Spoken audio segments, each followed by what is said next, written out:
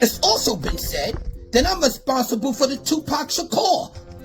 That Tupac Shakur, the rapper Tupac Shakur, my origin is the one that influenced him as a little baby kid. That's what they say. I didn't say it. His family said it. Came from me. How do we know that? Tupac Shakur. His origin came from the Green-Eyed Genie's origin and what my mother started and what I started with Mario. Before Africa Bambaataa was in existence. No Zulu, none of that. No Kuherk, or none of that. Get that in your head with documents. So let's prove it with what I just said. From Tupac's family.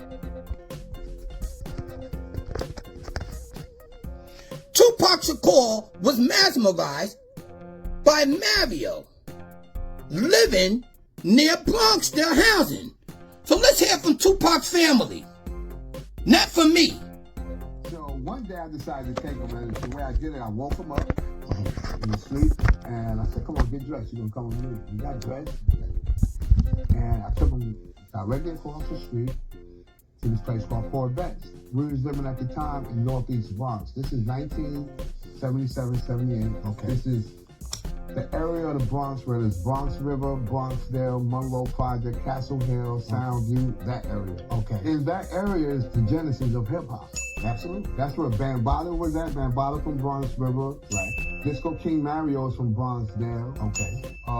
DJ Breakout and the Funky 4+1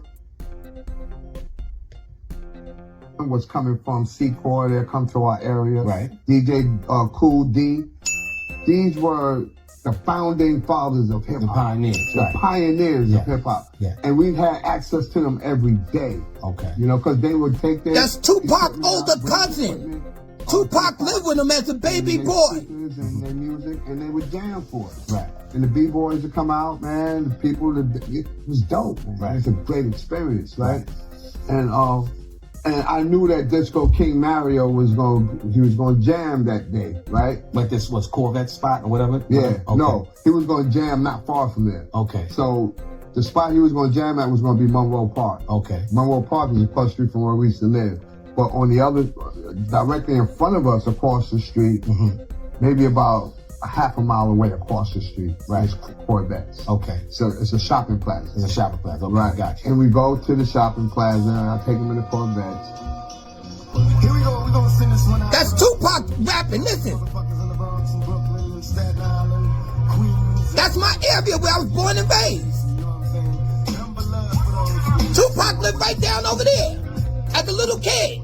I lived right over there. But anyway, Listen. stuck him in his pants and we walked out. And a couple of hours later, sure enough, Disco King Mario brings out his equipment and the park is live. There's, you know, people are there, they're dancing, they're doing the hustle, they break dancing. Oh man, yeah. If you haven't witnessed those times, man, I wish you could have, man. Right. Because that was just a different vibe. A different Well, New level. York was, like you said, the epicenter. So I don't think many people viewed that. But if you were there to view that, but like I said, what will come later, we see it already. We see it already. It's a $1 billion business now. So. And it's in his 50th year, Absolutely. right? Yeah. Who would have thought? You know what I'm saying? Yeah. So, yeah, man. Yeah, word, right? Never even thought hip hop. Yeah, absolutely. Yeah. I got a story about that too. Right. But anyway, so I walk up to DJ Disco King Mario. Shout out to Disco King Mario. Rest in peace. I walk up to Disco King Mario, and I'm like, yo, I take the hours out of Pac's pants. Here, give me what he gave me about 2 bags of weed for it. Right. I gave him about 5 albums. Right. And he gave me about 2 bags of weed. And easy transaction. Right. You know what I'm saying? And he's still jamming after he take whatever he's jamming. And he's on the mic, do the rock Right. stuff. And I take Pac and we turn to get ready to leave. But when I turn to get ready to leave, Pac is still turning around looking at Disco King Mario, mesmerized. And I can pretty much imagine what's going on in his head. Right. He's looking at the Disco King Mario, and he's listening to the music and he's soaking it all in. Right. Tupac's And I'm older telling cousin. you, like, come on, man, come on. And he's just, he's not paying attention to what I'm trying to do. Right. He's trying to stay and get this and soak this all in. Right. And it got so hard for, like, I kept pulling him, and it got to the point where I just had to pick him up and take him. Mm-hmm. And he was still looking. Right. And I like to think that was his first introduction to hearing our music. Right.